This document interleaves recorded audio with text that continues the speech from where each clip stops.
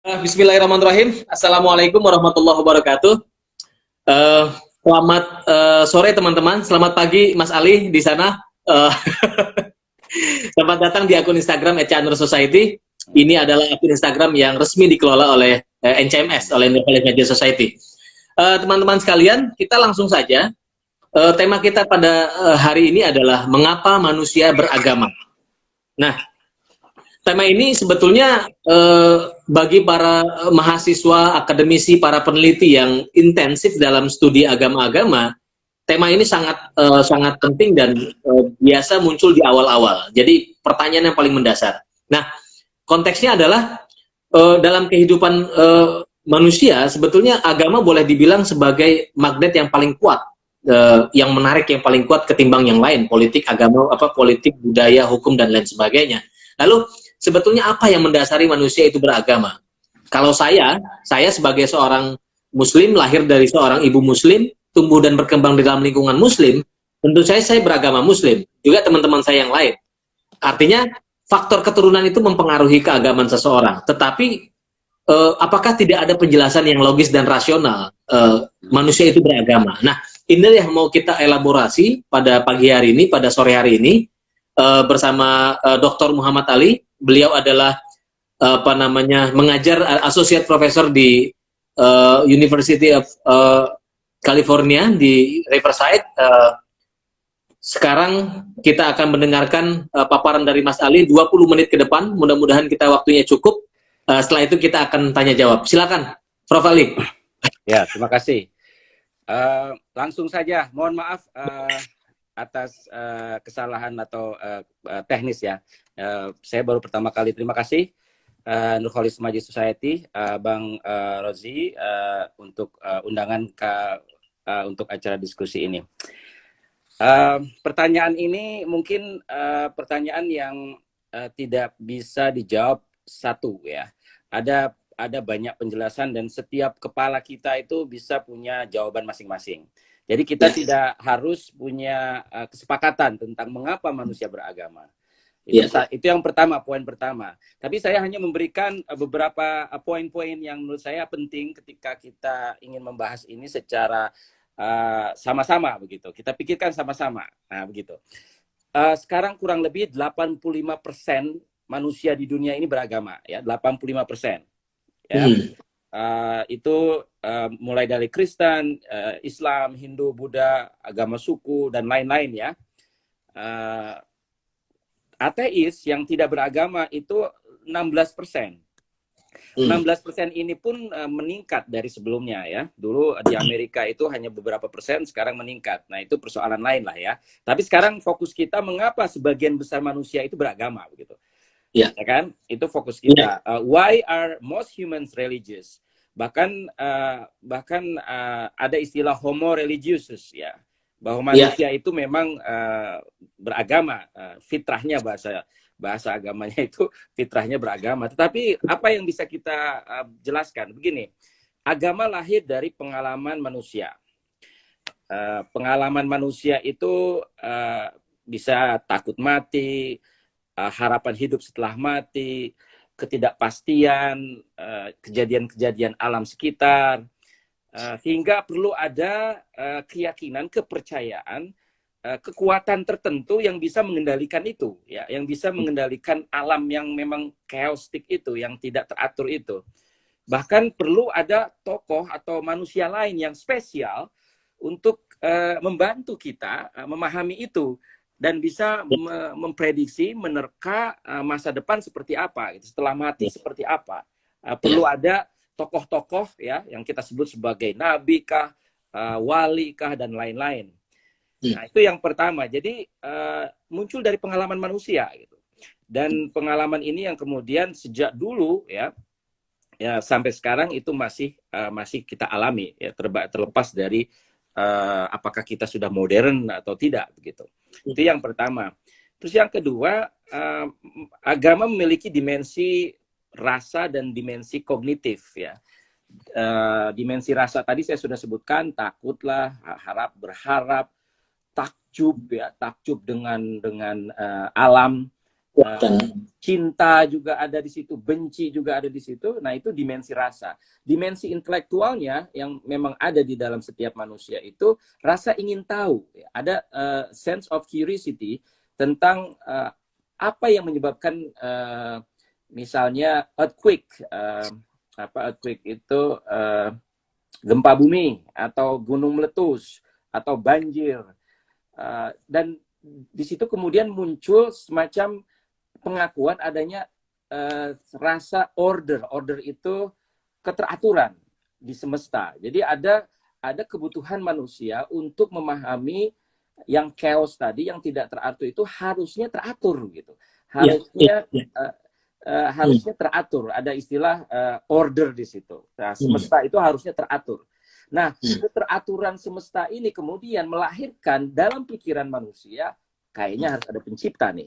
Jadi karena yang teratur itu harus ada yang menciptakan. Nah, ini naluri seperti ini kemudian muncul, tapi tetap berasal dari pengalaman manusia juga begitu. Itulah yang membedakan manusia dari hewan gitu. Mungkin kalau Anda misalnya bercoba melihat ke kebun binatang lah, misal simpanse atau orangutan gitu. Anda pernah nggak berpikir, ini kira-kira orang utan ini atau simpanse ya, ini dia mikir nggak itu bahwa dia merenung nggak gitu, dia itu berasal dari mana, kemudian setelah dia mati itu seperti apa, ya gimana, kira-kira, ya kita nggak tahu kan jawabannya ya, tetapi kita sebagai manusia itu ada naluri itu, ada insting untuk bertanya, kita asalnya dari mana, kemudian kita akan kemana. Nah, maka agama jadi muncul. Itu poin lain. Poin selanjutnya, pendekatan sejarah ya. Pendekatan sejarah menurut saya cukup menarik. Ternyata agama itu berkembang dari waktu ke waktu. Tidak sama persis ya. Agama itu ada sepanjang masa, tapi tidak sama persis. Contohnya, dulu ini ada beberapa bentuk ya. Saya sebutkan beberapa di sini. Shamanisme ya. Shamanisme itu ada perantara antara dunia ruh dengan dunia manusia, dunia yang supranatural ya, supra alami dengan non manusia. Harus ada yang bisa berkomunikasi lah. Kita butuh semacam dukun begitu, ya dukun bahasa kita ya. Tapi figur shaman ini menjadi penting khususnya di masa-masa awal sehingga bisa berkomunikasi, bisa menjadi penyembuh penyakit, bisa menghalangi bencana alam, bisa mencegah hama tanaman, bisa menurunkan hujan, bisa mencegah kekeringan. Itu kan semuanya kebutuhan manusia juga gitu. Tapi perlu ada perantara. Nah, ini shaman. Jadi ada shaman ini ada terjadi di mana di Afrika, di Asia, di Eropa, shaman itu ada. Jadi menurut saya itu menarik. Yang kedua, bentuk-bentuk agama yang ada itu hubungan manusia dengan kosmos, dengan semesta. Misalnya begini, kita cenderung dulu ya sekarang juga masih bikin batu besar ya. Batu besar, kenapa batu besar? Supaya bertahan lama gitu. Kita pengen ada monumen ya. Karena itu agama biasanya punya monumen-monumen. Apakah batu ataukah apa sajalah yang kemudian itu menjadi menghubungkan manusia dengan kosmos. Jadi batu besar itu menghubungkan manusia dengan kosmos. Terus yang ketiga, manusia juga menciptakan temple. Temple itu candi, tempat-tempat inilah, tempat-tempat khusus sakral begitu, temple untuk berbakti, untuk berkorban, mengorbankan hewan. Dulu ada mengorbankan manusia, ya. Dan itu biasanya dipimpin oleh priest, oleh pendeta tertentu begitu. Makanya supaya ini akan terus berlanjut begitu. Jadi harus ada bangunan. Dan agama muncul juga dengan bangunan-bangunan itu. Dan bangunan-bangunan inilah yang kemudian menjadikan lestari agama itu. Makanya ada Yerusalem, ada Ka'bah, ada Sungai Gangga, ada Bodh Gaya untuk Buddha, dan lain-lain. Itu untuk melestarikan tadi yang sudah ada sebelumnya. Kemudian ada lagi bentuk Tuhan energi. Ini bukan Tuhan sekarang, tapi energi. Jadi bukan Tuhan personal, ya, tapi kekuatan alam. Jadi energi alam. Ini Daoisme ya. Daoisme itu ya pokoknya bagaimana hidup sesuai dengan alam dan sealami mungkin ya. Dao De Jing kitab sucinya. Selain itu ada asketism ya. Asketism ini bentuk lain dari agama yang muncul itu, dan kenapa kemudian sampai sekarang masih manusia memilih itu. Asketisme itu begini, karena dunia ini begitu begitu tidak bisa dikontrol, dikendalikan, maka ada sebagian orang yang asketik ya. Asketik itu menghindari itu semua. Jadi ketimbang bergumul dengan itu, menghindari. Jadi makanya ada monasticism, ada bahasa suci ya, ada wali, ada dan lain-lain. Nah, ini juga menarik ya. Kemudian ada agama misteri namanya. Agama misteri ini begini. Kayak dulu zaman di Mesir atau di Yunani, Tuhan-Tuhan kayak Tuhan Isis ya, bukan Isisnya ini ya. ISIS, ya. Tapi Isis ini contoh saja ya. Isis ini saudara perempuan dan istrinya dewa Osiris ya. Jadi saudara perempuan dan istri dari dewa Osiris.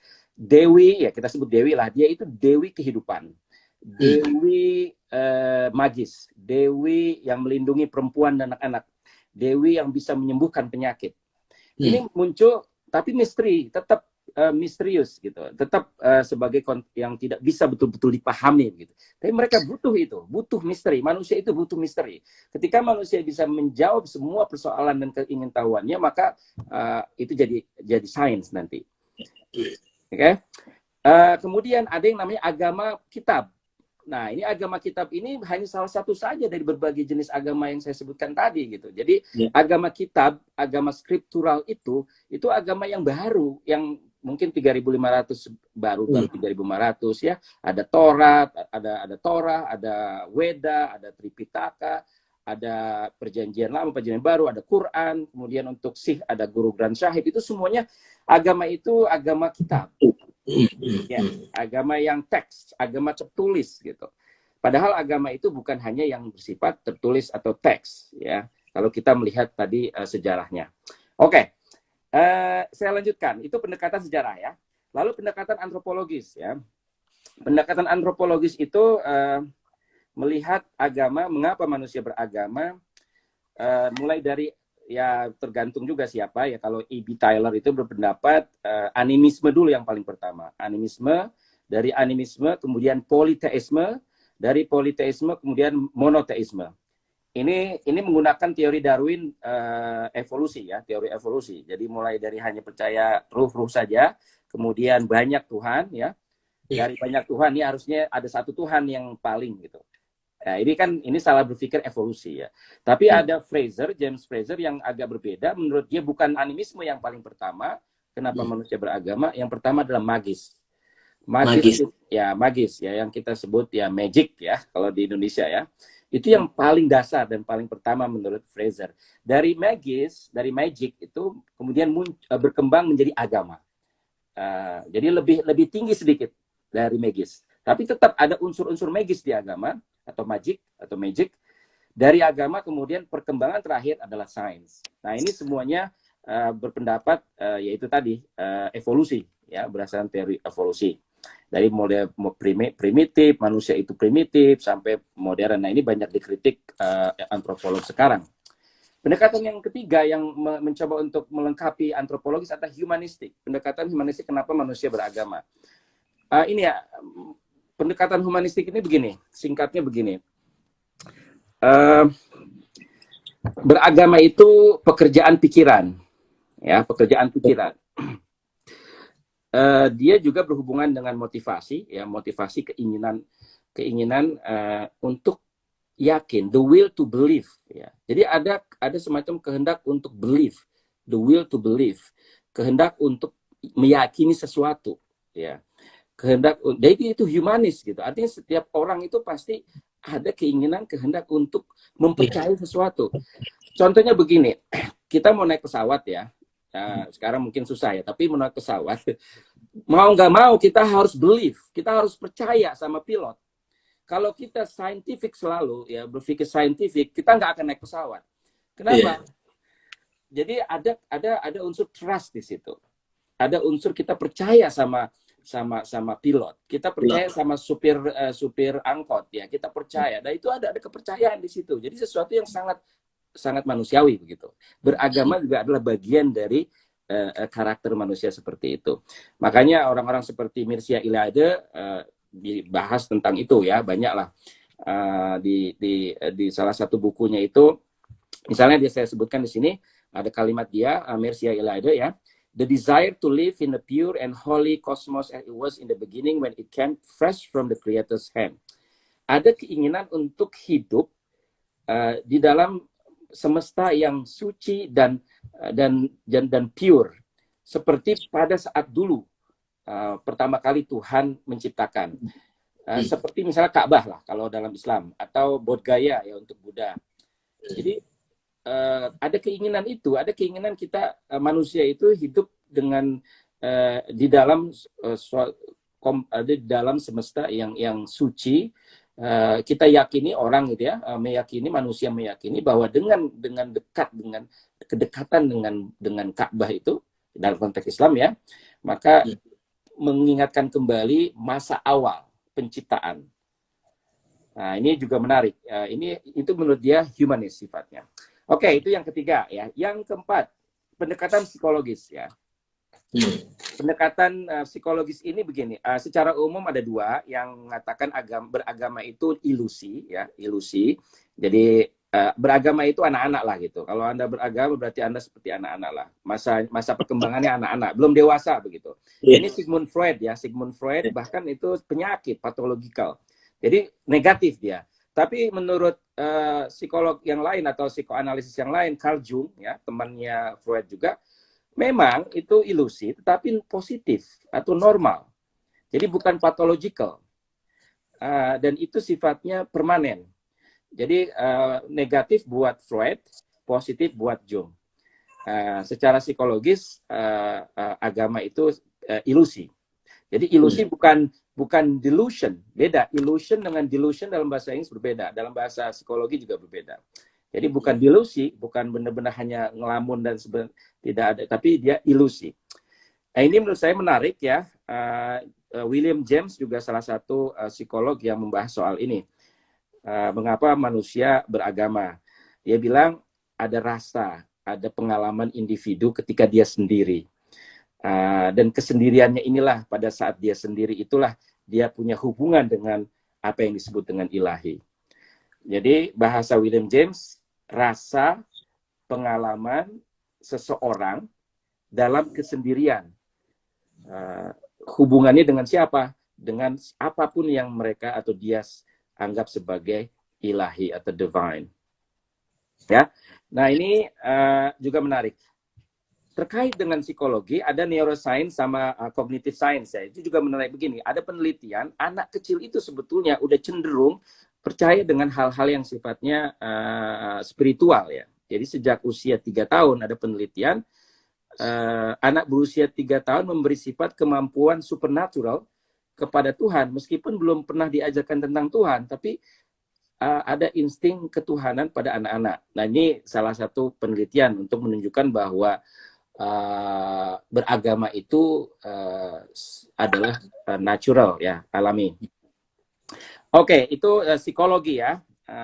Ada banyak penjelasan lain. Ini bisa kita kaitkan dengan kalau sudah percaya sama kitab suci ya, untuk kalangan beragama yang memang skriptural, banyak dalil-dalilnya ya. Nah, saya hanya menyebutkan saja ini, bukan sekedar cocok-cocokan ya, tapi ini menarik. Alladzina amanu wa tatma'innu qulubuhum bi dzikrillah, ala bi dzikrillah tatma'innul qulub. Ini kan ketenangan hati ya. Nah, ini secara psikologis masuk akal lah gitu kurang lebih.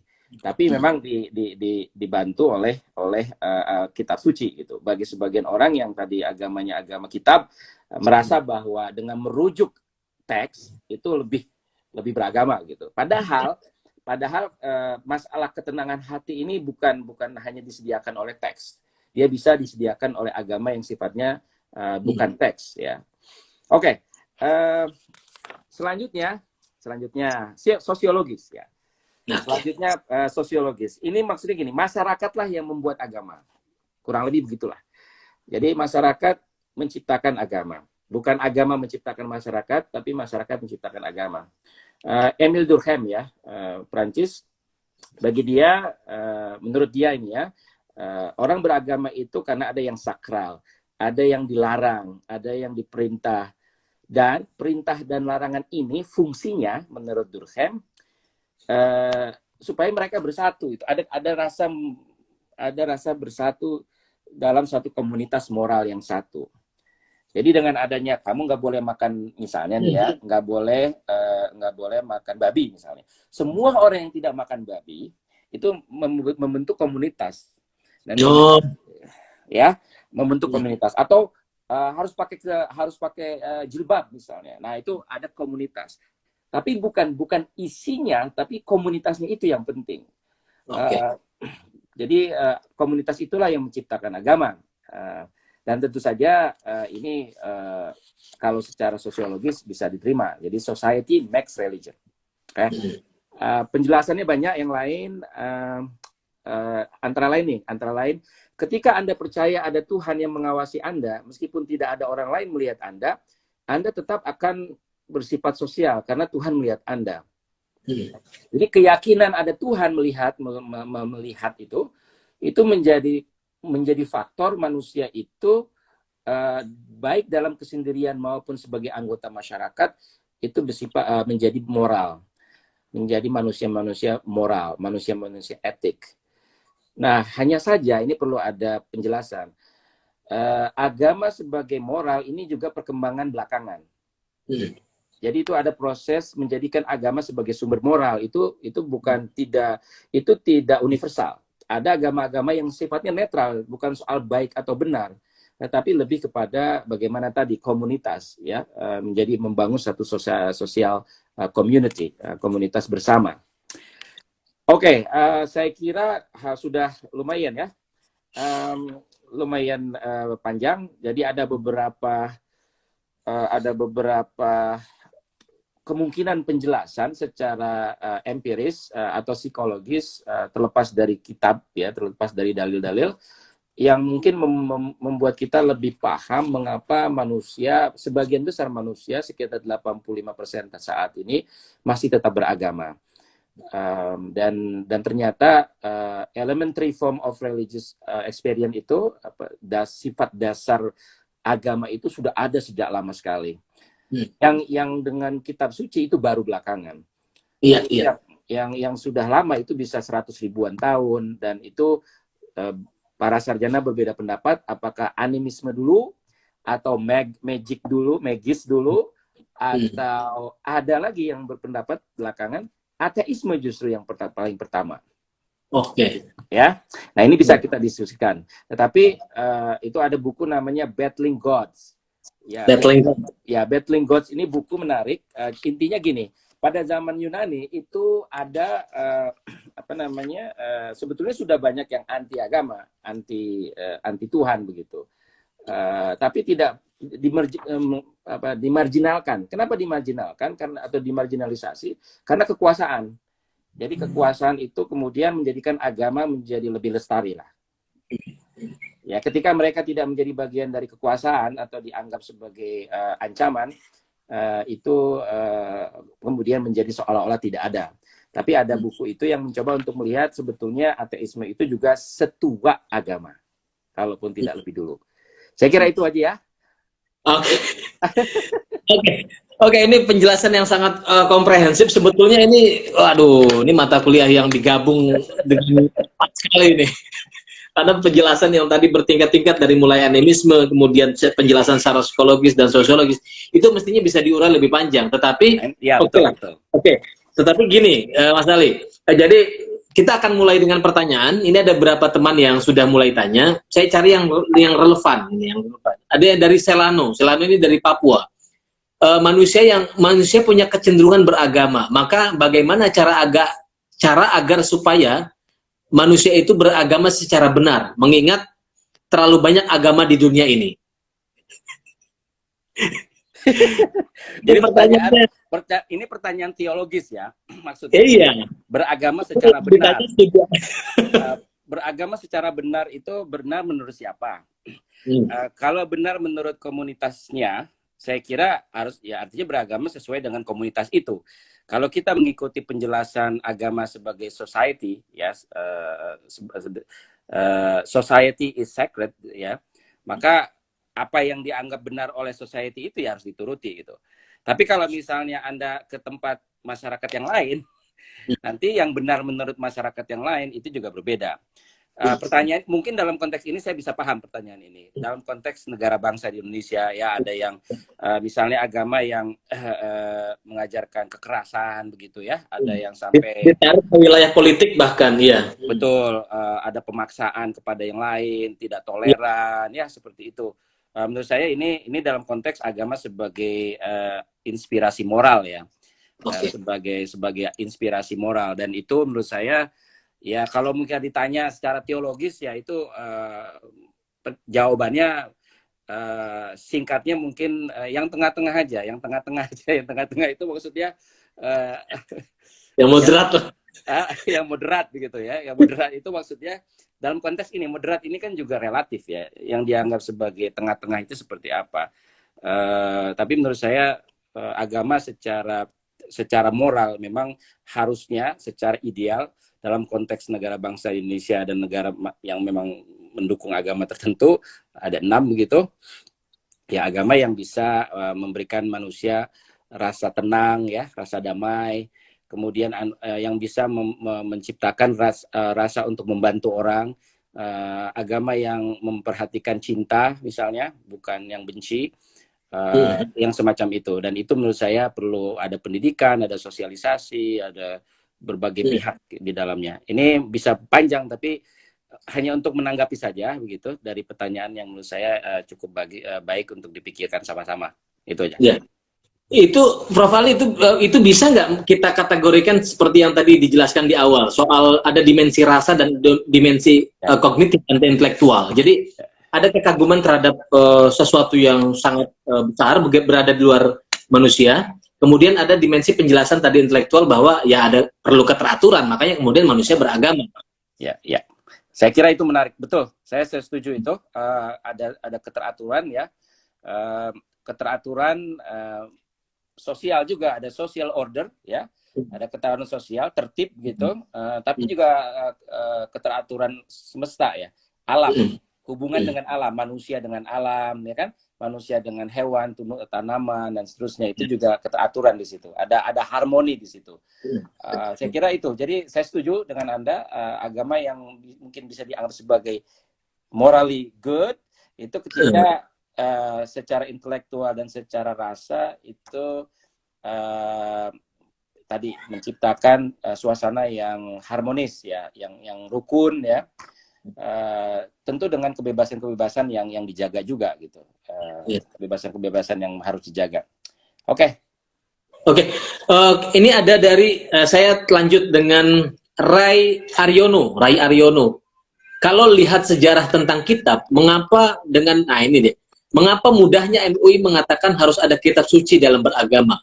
Dengan kata lain, beragama tidak harus ada kitab suci. Bagaimana pendapatan Prof. Ali? Oke. Jadi seperti saya bilang, agama secara umum di seluruh dunia itu definisinya berbeda-beda. Dan di Indonesia, definisi agama atau apa itu agama dipengaruhi oleh negara. Ya, negara membuat kategori, membuat apa yang agama, apa yang bukan agama. Nah, MUI itu hanya sebagai kepanjangan tangan saja dari politik dan budaya yang memang berpendapat bahwa agama itu harus punya kitab suci, harus punya nabi, harus punya ajaran yang tertulis, ya, dan seterusnya. Padahal agama secara bahasa atau secara intinya itu kan to bind, ya, to bind. To bind itu artinya apapun yang membuat Anda terikat kepada sesuatu. Jadi sesuatu yang mengikat Anda. Nah, ini bisa tanpa kitab suci, terutama agama-agama lokal, ya. Ada di Indonesia itu banyak, ya, dan di Malaysia juga banyak, ya. Saya kebetulan juga mengajar agama-agama lokal ini, dan memang mereka lisan, ya, turun temurun, pendidikannya turun temurun gitu. Jadi ya menurut saya ini politik, ya. Kalau memang secara akademis, ya, agama itu tidak terbatas dengan yang punya kitab suci. Kalau memang mereka mau mengatakan bahwa itu agama, kita harusnya mengakui bahwa itu agama. Jadi tergantung dari self self perception, self identity mereka. Kalau misalnya keharingan misalnya di Kalimantan atau Baduy atau Iban atau macam-macam, ada ratusan, itu memang mereka menganggap agama, ya, mereka ingin menggunakan kata agama, meskipun agama itu kata dari Sanskerta, ya, juga dari luar juga agama itu. Ya kita harusnya menganggap itu agama begitu, tanpa harus membuat definisi tadi harus kitab suci. Tapi saya paham kenapa itu terjadi tadi, karena memang cara berpikir Islam dan Kristen ini mempengaruhi definisi agama di Indonesia. Karena memang founding fathers-nya dulu Muslim, kemudian sebagiannya Kristen, ya, yang juga punya kitab begitu. Sementara yang Hindu, yang Buddha, yang tidak punya konsep Tuhan, tidak perlu ada Tuhan, itu mau nggak mau harus punya Tuhan. Konghucu di Indonesia, Konghucu yang biasanya sebagai filsafat, gitu, lebih kepada filsafat dan etika, karena di Indonesia harus punya agama, harus punya Nabi Konghucu, Nabi Konfusius. Kemudian kitab sucinya ada itu, Tuhannya juga ada, Tien. Nah, itu juga konsep menarik. Dan Hindu yang biasanya nggak perlu tahu harus ada satu Tuhan, meskipun ada pengikut Shiva, pengikut Wisnu, itu juga monoteis, ya. Tapi di Indonesia harus ada satu Tuhan juga, Hindu, yaitu Sang Hyang Widi-Wasa. Nah, itu memang itu penafsiran dari kitab suci juga, tapi itu lahir sebagai respon terhadap Pancasila yang harus mengakui satu Tuhan. Tuhanan yang Maha Esa. Jadi kesimpulannya dari pertanyaan tadi, negara, konstitusi, dan cara berpikir masyarakat yang mainstream memang mempengaruhi apa itu agama. Ini berbeda dengan di Amerika, atau di Eropa, atau di Australia. Di negara-negara yang memang agama tidak menjadi bagian dari kekuasaan politik, terpisah. Artinya ratusan ribu agama juga nggak apa-apa begitu. Dan di Amerika ribuan agama. Dan tidak ada istilah agama resmi, agama tidak resmi begitu. Ini contoh saja, dan itu tergantung konteks, ya. Tergantung konteks negara masing-masing. Oke, bagus pertanyaannya itu. Iya, itulah. Ya, jadi definisi agama itu betul-betul dipengaruhi oleh kekuatan ini, ya, kekuatan, ya, katakanlah kekuatan politik, budaya, dan sebagainya macam.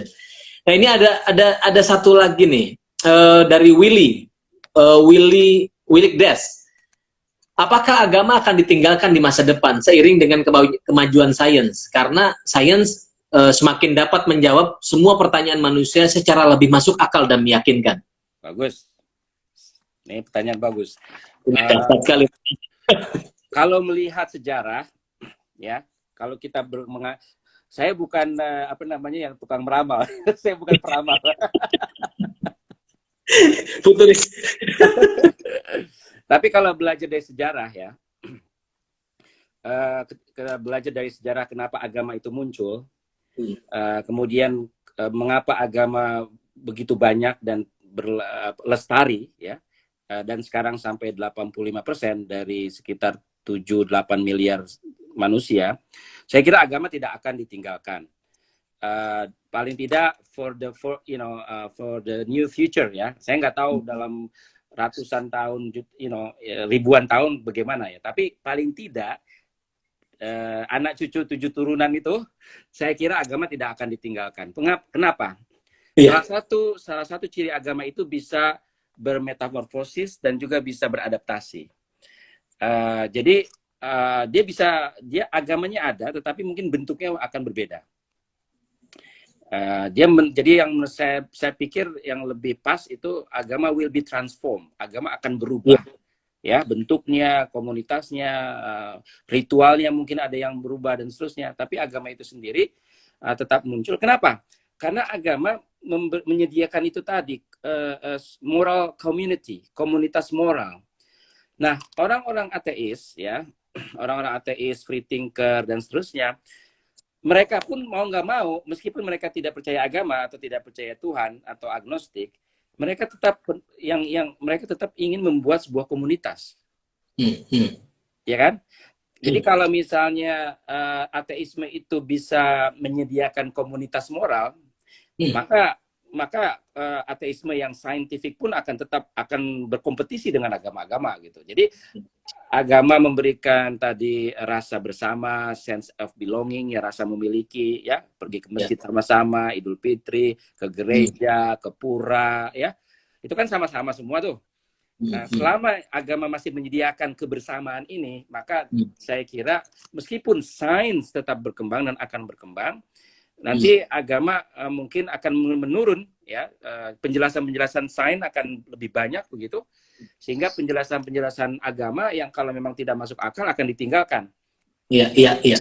Misalnya COVID-19 ya, kalau misalnya sains bisa menjelaskan dengan baik dan orang kemudian mengakui terlepas dari agamanya, maka orang akan berpindah kepada sains, atau paling tidak mereka akan mengatakan bahwa agama mereka sebatas ya tadi itu harapan, kemudian doa kepada yang maha kuasa, ya yang paling berkuasa, dan sebatas itu gitu. Tapi tidak bisa memberikan jawaban teknis bagaimana misalnya mencari vaksin, meneliti bagaimana menemukan obat dari COVID-19. Agama tidak bisa itu. Sejauh ini agama responsnya adalah doa gitu. Baik itu sendiri-sendiri maupun sama-sama gitu. Dan itu positif secara tadi itu komunitas tadi itu. Tapi dia tidak solving the problem gitu, tidak menjawab masalah penyakit ini. Nah, itu sains yang menjawabnya. Ya mungkin nanti akan ada tension, ada konflik, tapi juga ada saling mendukung, saling melengkapi.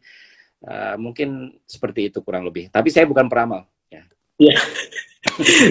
Ditinggalkan tidak akan, tetapi ada transformasi, ada perubahan. Ya. Dia akan beradaptasi. Ya artinya tadi ada pertanyaan juga dari teman. Ya artinya agama yang tidak masuk akal atau praktek-praktek yang tidak masuk akal itu akan ditinggalkan. Jadi akan lebih begitu. Ya.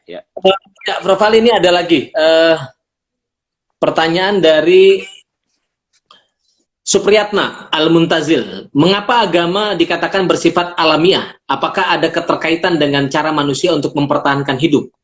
Ya, menarik ya. Bagus.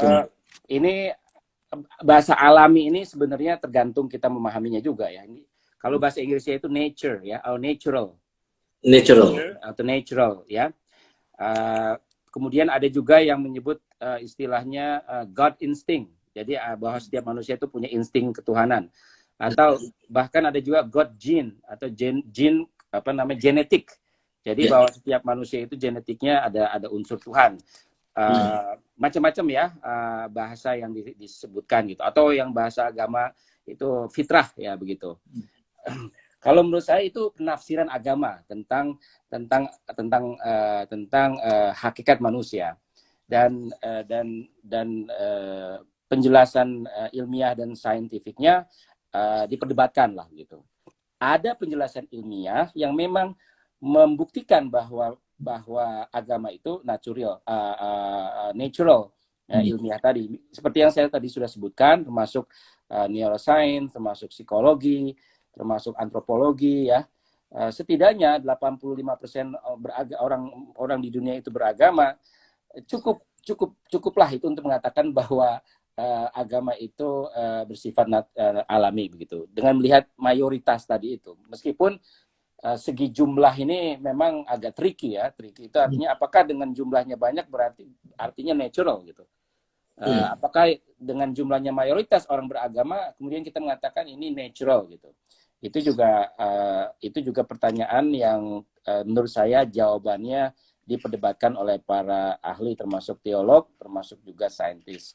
Jadi itu saja menurut saya. Jadi alami dalam konteks kebanyakan manusia dan memang masih lestari, tapi bukan alami dalam pengertian dia tidak berubah. Dia akan tetap berubah.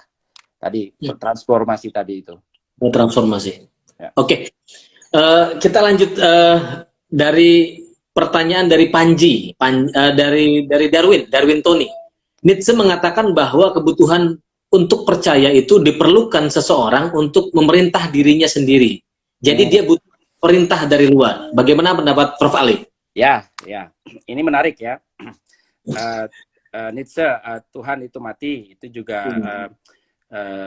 God is dead ya. Jadi gini,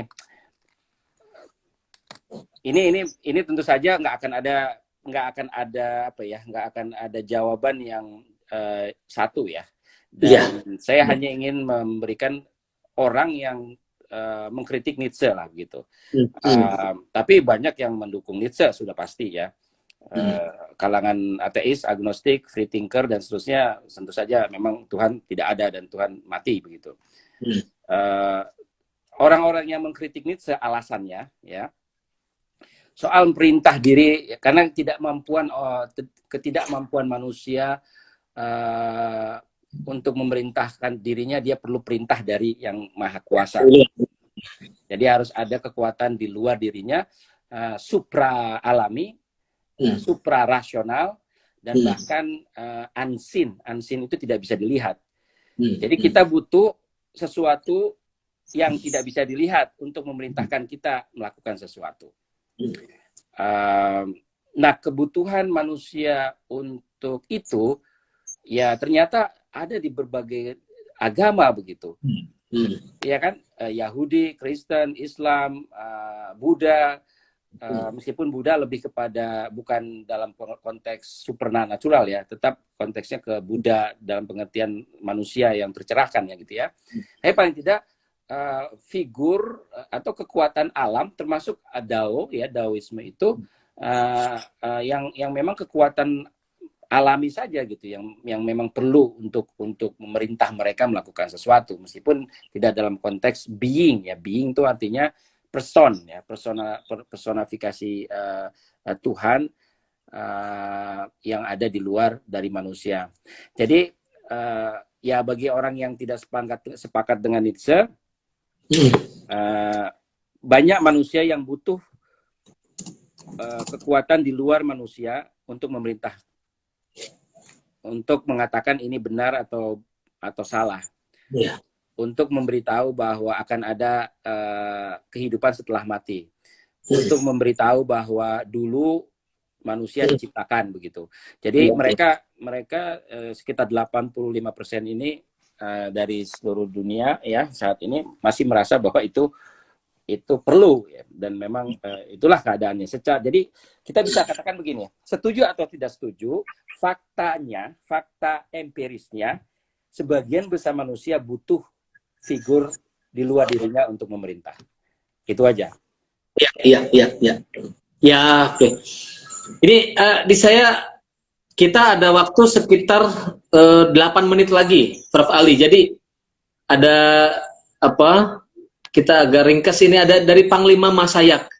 Agama hakikatnya adalah ciptaan manusia, tapi dari banyaknya manusia tidak mau menerima pernyataan ini. Contohnya, Islam hadir di era Muhammad, tetapi tidak di era Ibrahim. Bagaimana pendapat Prof. Ali? Ya, ini seperti tadi lagi. Ini banyak yang mengkritik agama ini.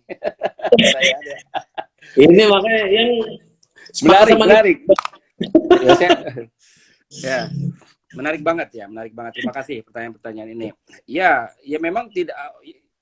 Itulah tadi yang saya sebutkan sebetulnya. Jadi ada sebagian orang yang merasa bahwa hidup itu harus diperintah oleh kekuatan di luar dirinya. Dan kemudian yang disebut Tuhan itu apakah Yahweh atau Allah atau macam-macam ya namanya, Shiva, Vishnu dan lain-lain. Itu mereka butuh figur seperti itu karena mereka mungkin ya kalau orang bilang kalau misalnya tidak percaya diri begitu, tidak percaya diri untuk bisa menjawab masalah-masalah kemanusiaan sendiri begitu. Ketidakpercayaan ini kemudian ya dalam bahasa itu seolah-olah negatif ya ketidakpercayaan ini, tetapi dalam konteks ketidakpercayaan kepada dirinya, tapi dia percaya sama Tuhan gitu. Jadi makanya ada konsep trust in God. Ya kan, ada konsep trust, percaya, pasrah. Nah, ini juga ada konsep pasrah diri kepada Tuhan. Ini juga salah satu karakter beberapa agama-agama di dunia ya, pasrah kepada Tuhan, submission. Bukan hanya Islam ya, tapi juga ada agama-agama lain yang memang mengajarkan tentang kepasrahan kepada yang Maha Kuasa itu. Kalau memang dikatakan manusia menciptakan agama itu karena orang itu tidak percaya ada agama atau tidak percaya ada Tuhan begitu. Tapi kalau misalnya manusia yang percaya sama Tuhan atau percaya sama agama akan mengatakan bukan manusia yang menciptakan Tuhan, tapi Tuhan menciptakan manusia. Ini masalah ini aja sih, masalah cara berpikir yang berbeda. Iya, cara berpikir. Cara berpikir yang berbeda dan itu sah-sah saja dalam konteks kita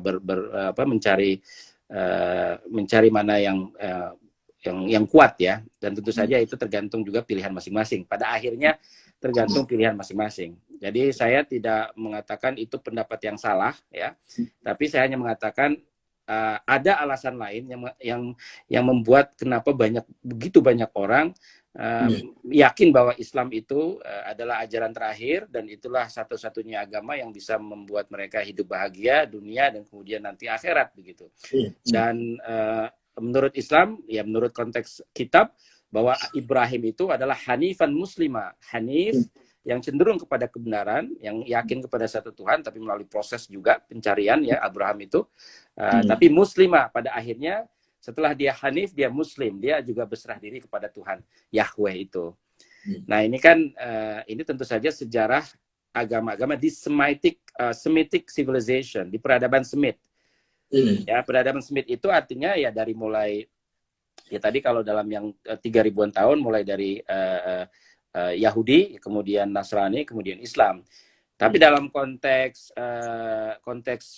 India dan Cina berbeda lagi. Ya, India itu berbeda lagi peradabannya. Kemudian Cina juga berbeda lagi. Agama-agama yang muncul pun itu tidak persis sama dengan agama-agama yang muncul di peradaban Semit. Oke. Iya, Prof. Ali, ini saya waktunya agak mepet. Kalau di Instagram itu nanti dia mati sendiri dia. Gitu. Iya, 1 jam dia sendiri. Jadi sayang sekali kalau nanti tiba-tiba kita off. Jadi ya, saya kira kita cukup waktunya. Jadi ada beberapa pertanyaan.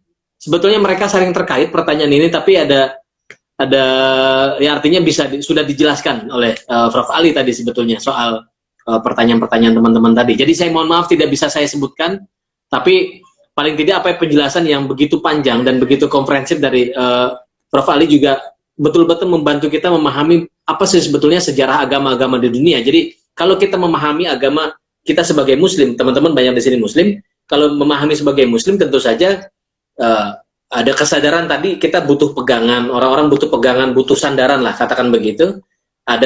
Itu berasal dari pengalaman manusia yang kalau dalam penjelasan kognitifnya kan tadi sudah diuraikan bahwa kita butuh keaturan, kita butuh order, butuh keteraturan dalam hidup. Nah itu yang saya kira alasan yang paling kuat mengapa tentu saja ada alasan lain, tapi yang saya tangkap adalah itu alasan mengapa manusia butuh agama, butuh sandaran, saya kira gitu. Jadi dan prinsipnya kalau tadi mengikuti penjelasan Prof. Ali bahwa seluruh agama-agama itu sebetulnya mengajarkan pada keteraturan dan pada kebaikan. Jadi positif betul. Jadi tidak ada agama yang mengajarkan kekerasan dan lain sebagainya. Jadi saya kira itu yang bisa saya highlight pada sore hari ini. Terima kasih sekali Prof. Ali sudah punya kesempatan di sana berarti jam 3 sekarang. Langsung lanjut sahur. Teman-teman di sini selamat berbuka puasa. Jadi besok kita kembali lagi di jam yang sama. Kita besok dengan Profesor Dr. Mulyadi Kartanegara. Kita akan masuk lagi ke tema yang lain tentang kebebasan manusia dan aktualisasi diri. Saya kira itu. Terima kasih teman-teman sekalian. Mohon maaf dan terima kasih sudah bergabung pada sore hari ini. Wa'alaikum minkum. Wassalamualaikum warahmatullahi wabarakatuh. Waalaikumsalam warahmatullahi wabarakatuh. Terima kasih Bang Rozi dan Holis Majid Society. Terima kasih. Terima kasih kali. Ya, terima kasih. Ya. Salam untuk keluarga. Terima kasih. Baik.